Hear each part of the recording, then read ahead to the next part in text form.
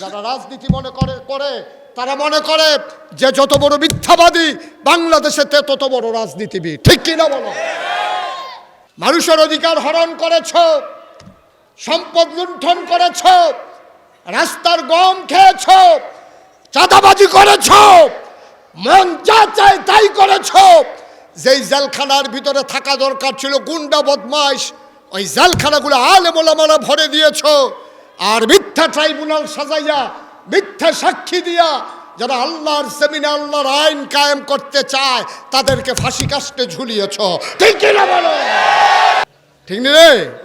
যে যত বড় বাটফার তে হইল বাংলাদেশে তত বড় নেতা। এর লাগিয়া আমরার কপাল এই দুর্দশা, এই লঘুমতি। যদি ভালো মানুষগুলো আমাদের এই পদের ভিতরে আসতো তাইলে অন্তত রাস্তার গম, তারপরে ব্রিজের ভিতরে রডের বদলি বাঁশ দেওয়ন, তারপরে সরকারি গম খাইয়া লাওন। হুনতে শুনলাম হগিন্নি বেডির লাগিয়া বিস্কুট হয়েছে, হেই বিস্কুট হাতে খাইয়া বইয়া রয়েছে। এখন 50-50 একচেটিয়া গোল আর হবে না, খেললা গোল দিয়া যাওয়ান লাগবো। ও যে তারা খেলবো কইছে তারা তো নাই। বিপদ কি এক জায়গা? যারা কইছে খেলা হবে হেতে নাই, এক সাইডটা গোল উঠে আছে। নির্বাচন আসছে, উনি নির্বাচন করবে নিয়ত করছে। এখন নির্বাচন করবে বাংলাদেশের মানুষের 92% জন লোক মুসলমান। আহা, তুমি কি শুরু করলে এখানে বাবা? 92% জন লোক বাংলাদেশে মুসলমান। সারা সবাই এটা পছন্দ করে যে এবারে যেই দল বন্ধ করে এই দল করুক, নামাজটা যে বেড়া পড়ে এই দ্বারে মানুষ খুব পছন্দ করে। তো এবারে নির্বাচন করব নিয়ত করছে, ওখানে এবারে আর নামাজ ছাড়ে না। আপনারা শুনলে আশ্চর্য হবেন, আমাদের এলাকায় একবারে নির্বাচনও রয়েছে, আসরের নামাজ পড়ে রয়েছে 2 বার। আসরের নামাজ পড়ছে কয়বার? আরে 2 দিনে না, 1 দিনে। এটা মনে করছে 2 দিনে পড়ছে 2 বার। কয় দিনে? 1 দিনে। এবার আসরের নামাজ পড়ছে। যেতে লগে আসিল হেতে আমার লগে কইছে হুজুর পশ্চিম ফাইল ফিরা কইতাম পারাম, পশ্চিম ফাইল ফিরা কইতাম পারাম হুজুর। আমি মিশা কথা কই, কিন্তু এই ব্যাপারে মিশা কথা কইতাম না। হেতে আমার কয় আমি অনেক মিশা কথা কই, কিন্তু হুজুর এই ব্যাপারে আমি মিশা কথা কইতাম না, পশ্চিম ফেল ফিরা কইতাম ফারাম। এবারে 2 বার আসরের নামাজ পড়ছে। আমি ওই কখনো পড়ছে, তো আমরা ফাঁসের গ্রামও পড়ছে, আমরা গ্রামও আইয়া পড়ছে। আমি ওই তোমারা হলে তো হেবারে নির্বাচন করে না, হেবারার বুদ্ধি তোমার থেকে বেশি দেখতে, হেবারা তোমার নেতা। কারণ হেবারা চিন্তা করছে হেতারা দেখবো আমি নামাজ পড়ি, এই গ্রামের তারা দেহা দরকার আছে না, তারপরে দুন ধরে বইয়ে থাকলে সর্বহান। এবার আর আইতো পারে না পারে, এর লেগে একদিন এবার আসরের নামাজ পড়ছে 2 রাকাত। আপনারা শহরের কাছের মানুষ, মাশাআল্লাহ অনেক সালা কইছেন আপনারা। আপনারা বিবেকের কাছে আমার প্রশ্ন, যেই লোকটা একদিনে আসরের নামাজ পড়লো 2 বার, আল্লাহ ফরজ করছে কয়বার? এই অসিব্বে পড়ছে কয়বার? তাহলে এটা কি আল্লাহর লাগিয়া পড়ছে না বুডের লাগিয়া পড়ছে? তোমার নামাজ নট, তোমার নামাজ ফাও গেছে। এই মেহনত করলা আর কি, আডুমাডুডি ধরাইলা আর কি, কারবার হইছে না। ভাই কুদ্দুর চিন্তা করেন, একটু চিন্তা করেন, একটু চিন্তা করে। বাংলাদেশের মানুষকে বেহতার মনে করে, ভাই বোকা মনে করে, নির্ভুত মনে করে। যারা রাজনীতি করে তারা মনে করে যে যত বড় মিথ্যাবাদী বাংলাদেশেতে তত বড় রাজনীতিবিদ। ঠিক কিনা বলো? তারপর আবার আমরা তারা সাহস হলো বইয়া কয় আমরার যে নেতা প্যারা একটা কয় কিতা করছে, কয় ফানি ত্রেক আছে, এবার আর কথা ত্রেক নাই। ঠিক নি রে? যে যত বড় বাটফার তে হইল বাংলাদেশে তত বড় নেতা। এর লাগিয়া আমরার কপাল এই দুর্দশা, এই লঘুমতি। যদি ভালো মানুষগুলো আমাদের এই পদের ভিতরে আসতো তাইলে অন্তত রাস্তার গম, তারপরে ব্রিজের ভিতরে রডের বদলি বাঁশ দেওয়ন, তারপরে সরকারি গম খাইয়া লাওন। হুনতে শুনলাম হগিন্নি বেডির লাগিয়া বিস্কুট হয়েছে, হেই বিস্কুট হাতে খাইয়া বইয়া রয়েছে।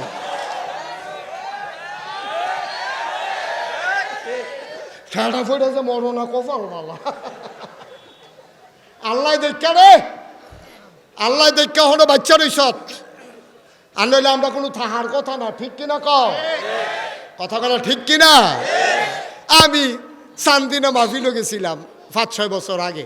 তা আমি এমনি কইছি আর কি যে আল্লাহ ফেরেশতারা যখন কইছে, আল্লাহ যখন কইছে ইন্নী জাইলুন ফিল আরদি খলিফা, যে আমি মানুষ বানাইতাম চাই, ফেরেশতারা কইছে বানাইয়েন না।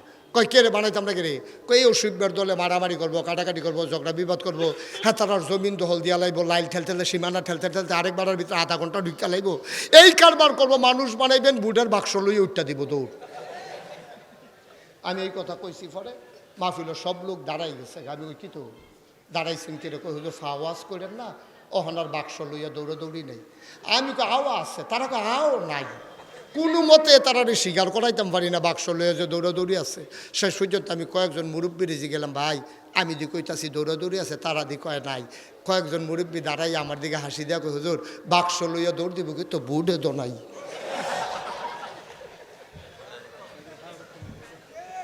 বুট থাকলে না দৌড় দিত লাগেনি।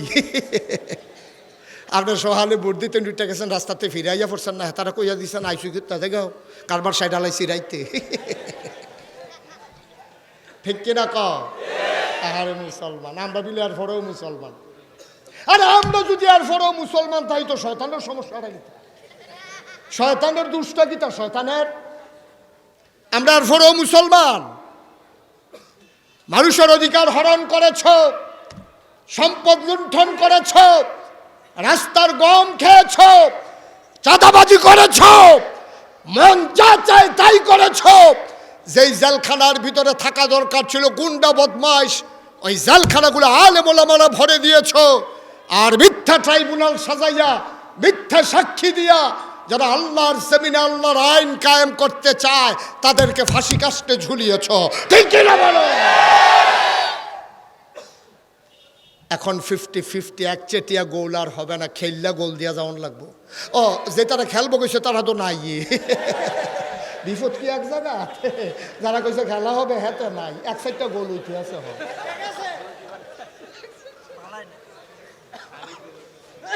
কষ্ট হইতে আছে, ওয়াজ কি উফরে পড়তে আছে, মাত্র শুরু দইরা বইয়েন।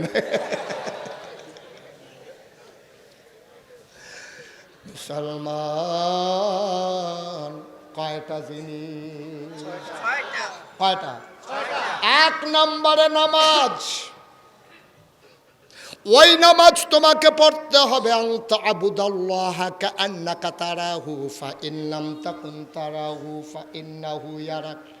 এমনভাবে তুমি নামাজ পড়বা যেন তুমি তোমার আল্লাহকে দেখ। সুবহানাল্লাহ কয় না?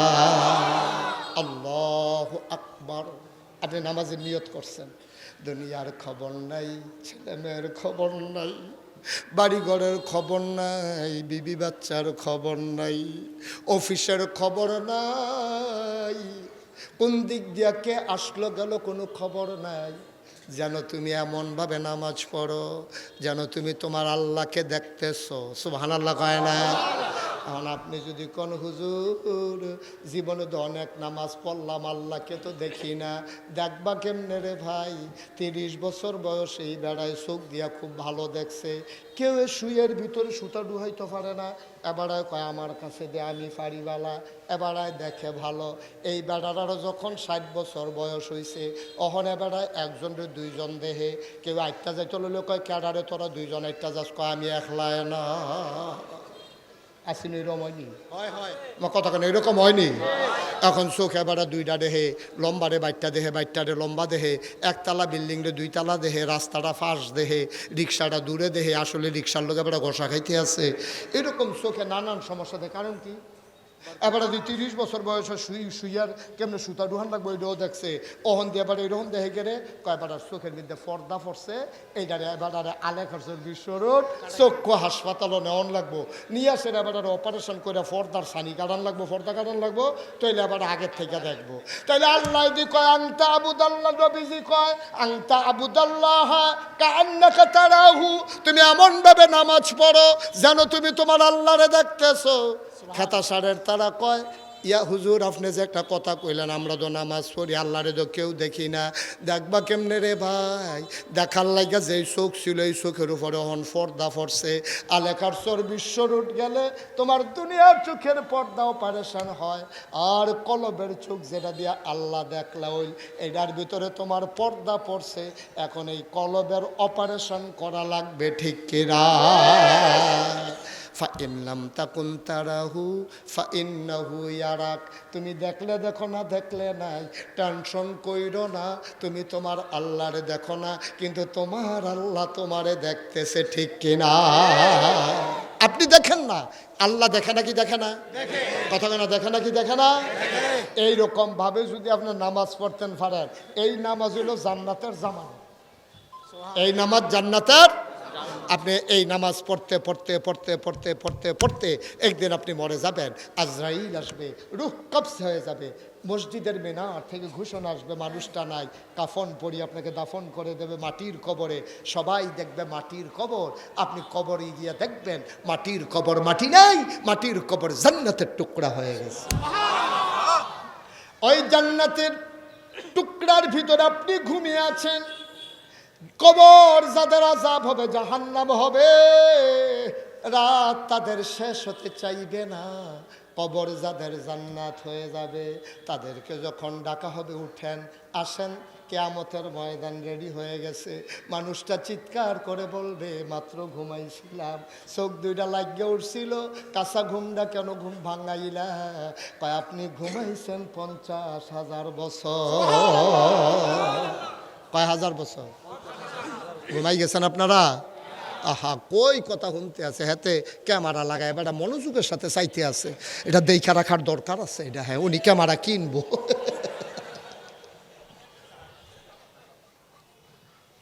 কয় বছর রে? কয় বছর? ডাক দিছে, উঠেন, কবরে আর কত ঘুমাইবেন, উঠেন। বান্দা লাভ দিয়া কষালন দিয়া আরে করছত কি, তা ডাক দিছ, কাঁচা ঘুম ভাঙে গেছে গা, মাত্র চোখটি লাগছে। ফেরেশতাকে ভাইসব কোন কি আপনি, আপনার টেরাস চাইছেন, আপনি কয় বছর ঘুমাইছেন? কয় বছর? কয় 50,000 বছর ন্যূনতম আপনি ঘুমাইছেন, এর থেকে বেশি হবে কম হবে। সুবহানাল্লাহ কইতেন না? কিয়ামতের ময়দানে উঠানো হবে, আল্লাহ ডাক দিয়া বলবেন, এই দুনিয়ার ভিতরে অনেক কষ্ট করছো রে বান্দা।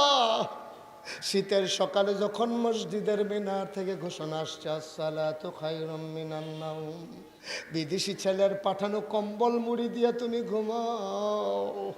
আর যখন আজান পড়ে গেল, হাইয়া আলাস সালাহ হাইয়া আলাল ফালাহ, ডাকা হলো আসসালাতু খায়রুম মিনান নাওম, আবার তুমি লাভ দিয়ে ওইটা ঠান্ডা পানি দিয়ে ওযু করা বুড়া মানুষ, তুমি থরথর করে কাঁপতে কাঁপতে মসজিদে গেছো। আল্লাহ ডাক দেয়া বলবেন, বান্দা, ও বান্দা, আয় আয় আয়, সারাটা জীবন অনেক কষ্ট করছো, সারাদিন জমিনে কাজ করছো, রিক্সা চালাইছো, ঘেমে গেছো, এই গরম শরীরটা লইয়া, চামড়াটা পোড়া লইয়া মসজিদে গিয়া নামাজ পড়েছো, কত আর কষ্ট করবা, আসো আসো আসো আসো আমার আরশের ছায়ার নিচে। সুবহানাল্লাহ, আমার আরশের ছায়ার নিচে বসো। আল্লাহ নবী, আল্লাহ রাব্বুল আলামিন তোমারে বান্দারে ডাক দিয়া নিয়ে আরশের নিচে বসাবেন। আবার আল্লাহ বলবেন, যাও, হিসাব নিকাশের দরকার নাই, তুমি জান্নাতে চলে যাও। জান্নাতের ফেরেশতারা দোয়ান আইসা ডাক দিয়া বলবে, আসেন আসেন আসেন, ধইরা ধইরা তোমারে জান্নাতের দরজায় নিবে। জান্নাতে হুর গালমানেরা হাতের ভিতরে গলার মালা নিয়ে দাঁড়াই থাকবে, ফুলের মালা নিয়ে। তোমারে যখন দেখবে, ওই জান্নাতের হুরেরা ডাক দিয়া বলবে, আহলান সাহলান মারহাবা, মোস্ট ওয়েলকাম, আমাদের জান্নাতে আপনাকে স্বাগতম। সুবহানাল্লাহ কয় না? যদি ওই জিম্মা নিতে পারো, ওই রকম নামাজ যদি তুমি পড়তে পারো। আবার যার যার হিসাব শেষে মিলান। আপনি যে মাগরিব পড়েছেন, কেমন করে পড়েছেন? মাহফিলের দিন লম্বা সুরা লইলে সারবো, কোনো মতে পড়ালাম। আপনি নামাজ পড়ে সেরে উঠতে দিচ্ছেন, দৌড় হুজুরে উঠতে পরে মাগরিবের পরে কি আর নামাজ। আর আরেকটা তো নামাজ ছাড়ে দৌড় দিয়া লাইছে, এই দৌড় দিয়া সেটা মাহফিল কুম্বালার সামনে জায়গা পাওয়া যায় না, না যায়। ভাই সাহেব, এটি নামাজ না তো। নামাজ কারে কয়? শুনতে মন চায়? আমার কথা কেন শুনতে মন চায়? আব্দুল্লাহ ইবনে মাসউদ রাদিয়াল্লাহু তাআলা আনহু, যাকে বলে রাইসুল ফোকাহা, যিনি ফকিদের নেতা, যিনি ফতুয়াবাজ, তিনি সবচেয়ে বড় ফতুয়াবাজ। বাংলাদেশও গালি দেও ফতুয়াবাজ কইয়া। আর আব্দুল্লাহ ইবনে মাসউদ ফতুয়াবাজ, উনি প্রাউড ফিল করে, উনি গর্ববোধ করে। পৃথিবীর মানুষ তার আখ্যা দেয় সবচেয়ে বড় ফতুয়াবাজ তিনি, নাম হইল আব্দুল্লাহ ইবনে মাসউদ। বলো সুবহানাল্লাহ। আব্দুল্লাহ ইবনে মাসউদ তিনি ঘরের ভিতরে একটা কথা মনে রাখবেন, নফল নামাজ পড়বেন বেশি বেশি ঘরে, আর ফরজ নামাজ পড়বেন মসজিদে গিয়া। অনেক মানুষ এই নফল ফরজ সব ঘরে মসজিদে পড়ে না। আপনি নফল নামাজ বেশিরভাগ ঘরে পড়বেন, এতে হয় কি ঘরটা তাজা থাকে। মৃত মানুষের ঘর হয় না, এজন্য সুন্নত নফল এগুলা ঘরে পড়বেন, ফরজ পড়বেন মসজিদে গিয়া। তা আব্দুল্লাহ ইবনে মাসউদ তিনি ঘরের ভিতরে নামাজে খুব খেয়াল করেন, চিকন কথা, নামাজে দাঁড়াইছে আল্লাহু আকবার। এখন নামাজে দাঁড়াইয়া আমরা তো ছোটো সূরা বিচারি, আর ওনারা পড়তো সবচেয়ে বড় বড় সূরা যেগুলো মুখস্থ থাকতো, কারণ ওনারা বিশ্বাস করতো কোরআন তেলাওয়াত মানে শুধু কোরআন তেলাওয়াত না, কোরআন তেলাওয়াত মানে হচ্ছে মাওলার সাথে কথা বলা। সুবহানাল্লাহ বলবেন তো, কথা মাওলার সাথে কথা বলবো না তো বলবো কার সাথে? এখন লম্বা সূরা নিয়া আব্দুল্লাহ ইবনে মাসউদ নামাজে দাঁড়াইছে, আল্লাহু আকবার নামাজ শুরু করেছে, সূরা ফাতিহা পড়েছে, লম্বা সূরার সাথে মিলাইছে, পড়তেই আছে, গাল বেয়ে চোখ বেয়ে টপ টপ করে পানি পড়তেছে। হঠাৎ করে ঘরের ভিতরে একটা সাপ ঢুকছে। কি ঢুকছে? বা কথা কয় না, কি ঢুকছে? ঘরের ভিতরে যখন সাপ ঢুকছে, এখন আব্দুল্লাহ ইবনে মাসউদের ওয়াইফ, ওনার বিবি, ওনার স্ত্রী সাপ সাপ সাপ বলে জুড়ে চিৎকার শুরু করছে। চিৎকার শুই না পাশে আশেপাশে ঘরের যত মানুষ আছে সব দৌড়াই আসছে সাপ মারার জন্য। আব্দুল্লাহ ইবনে মাসউদ না কি করে? নামাজ পড়ে। না কথা হয় না, কি করে? একেবারে সত্য মনের কথা কইবেন, হ্যাঁ, কোনো লুকোচুরির দরকার নেই। এইরকম আপনি ঘরে নামাজ পড়তে আসেন, আপনার ওয়াইফে যদি কয় সাপ সাপ সাপ, আপনি কি নামাজের নিয়ত বান্ধা রাখবেন না সাইডা দিবেন? সাইডা দিয়ে কি খেলুই থাকবেন না সামনে দরজা দিয়ে দুপুরে বাইরে ফিরে যাবেন গা? একটা দৌড়দৌড়ি শুরু হয়ে যাবো গা। আব্দুল্লাহ ইবনে মাসউদ নামাজ পড়ে আর উনি চিৎকার করতেছে সাপ সাপ সাপ। এবার ঘরের চতুর্পার্শ্বে যারা বাসিন্দা ছিল, প্রতিবেশী ছিল, সবাই মিলে এসে সাপটারে পিটাইয়া মারছে। এখন সাপ মারা যাওয়ার পরে আমাদের দেশে দেখবেন গবেষণা হয়, এটা কি সাপ, তারপরে সাপের নমুনা কিতা আইলো করতে কত বড়। তো একজন আইসের কাছে সাপটা মাফ, তো মাইপা দেখছে 4.5 2 আঙ্গুল হয়েছে। 4.5 কয় আঙ্গুল? কথা কয় না, এবার কথা কয় না। 4.5 কয় আঙ্গুল? 4.5 2 আঙ্গুল হয়েছে সাপ। মাইপা সেরকম গবেষণা শুরু হয়েছে। আরেকবার মুরব্বী আইসের কয় খাইয়া লাইল বাচ্চা গেছ জাতি সাপ। কয় কেমনে বুঝলেন? কয় মাথার সকট তো সত্যি জাতি সাপ দাঁড়া। আরেকবার আইয়া কয় কয়দিন আগে সলম হালাইছে। কয় কেমনে বুঝদা? কয় হচ্ছে শরীরটা তেলতিল্লা। কয়দিন আগে ডিমও ফারছে। কয় কেমনে বুঝদা? কয় হচ্ছে ফ্যাটের চামড়াটা ডিল। এই ডিম ফারছে যে চামড়াটা হলো টাইট টাইট অনেক সময় পাইছে না। এই নানান গবেষণা। আব্দুল্লাহ ইবনে আব্বাস না কিতা করে, আর আব্দুল্লাহ ইবনে মাসউদ না কিতা করে? সুবহানাল্লাহর পরেও কইতেন না। গবেষণা চলতেছে সাপ নিয়া। কয় হাত লম্বা, ডিম পারছে, জাতি সাপ, মাথায় চক্কর, সর্বনাশ হইত। সবাই মিলে গল্প করতেছে। ভাই যিনি ঘরের মালিক তিনি আব্দুল্লাহ ইবনে মাসউদ নামাজ পড়তেছে। নামাজ শেষ হয়ে গেল, গবেষণা তখনও চলতেছে। আব্দুল্লাহ ইবনে মাসউদ নামাজ শেষ করে ডাক দেয়া, কই গেলা? বেগম সাহেব কই? আমি তো এখানেই আছি। কই জলদি করে খাবার দাও, পেটে বড় খিদা। কয় কিসের খাবার? আমি কি খাইছি নাকি? আমি খাবো না। কয় খাবারের কথা নিয়ে আসেন, আপনি কি কিচ্ছু টের পান নাই? কয় কি টের পাবো? কয় আমাদের ঘরে তো সাপ ঢুকছিল। কয় আমি কেমনে বলবো, আমি না নামাজ পড়তে আছি।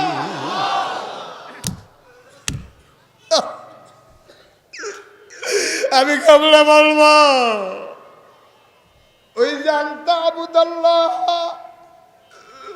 কান্নাকা তারাহু ফাইন লাম তাকুন তারাহু ফাইন্নাহু ইয়ারাক। নামাজ কারে কয়? আব্বা শুনে যাও, জীবনে তো কত নামাজি পড়ছো। নামাজ কারে কয়? শুনে যাও নামাজ কারে কয়? আব্দুল্লাহ ইবনে মাসউদ কয় ঘরে সাপ, আমি কেমনে বুঝবো আমি না নামাজে? ওনার বেগম সাপ ডাক দেয়া কয় নামাজ পড়লে কি মানুষের দিন দুনিয়ার খবর থাকে না? কত মানুষ চিৎকার করলো, কত মানুষ আমাদের ঘরে আইসা ঢুকলো, চিৎকার চেঁচামেচি হলো, সবাই মিলে পিটাইয়া সাপ মারলো, শত শত মানুষ জমা হয়ে গেল। নামাজের ভিতরে কি মানুষের কানে শুনে না? কান কি বন্ধ থাকে নাকি? আপনি কি কিচ্ছু টের পান নাই? আপনি কি বুঝেন নাই? এবার আব্দুল্লাহ ইবনে মাসউদ বসে বসে কাঁদতেছেন। বেগম সাহেব ডাক দেয়া কয়, কান্দেন কেন? এবার আব্দুল্লাহ ইবনে মাসউদ কয়, বিবি গো, নামাজের ভিতরে যদি সবই টের পাইলাম, কিসের নামাজ পড়লাম?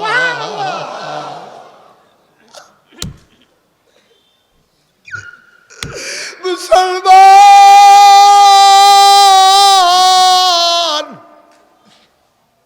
ও খাতাসারের মুসলমান, এই কথাগুলা দীর্ঘদিন তোমাদের কাছে বলতে পারি না, বড় বুকে বড় ব্যথা।